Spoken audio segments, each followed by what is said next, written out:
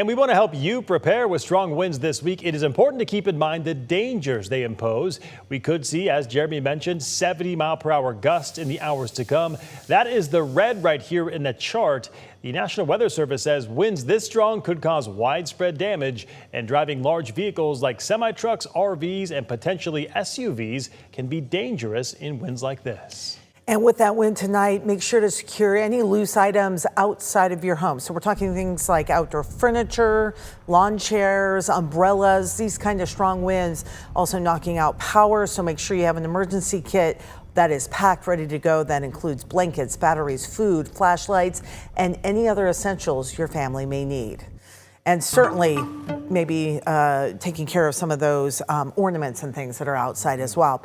We'll continue to track conditions and keep you informed throughout tonight and tomorrow morning with Up with KREM. You can also watch extended weather coverage that is streaming on KREM 2 Plus anytime we call for a weather impact alert. If you don't have KREM 2 Plus, you can get it by downloading it on your TV and watch for free.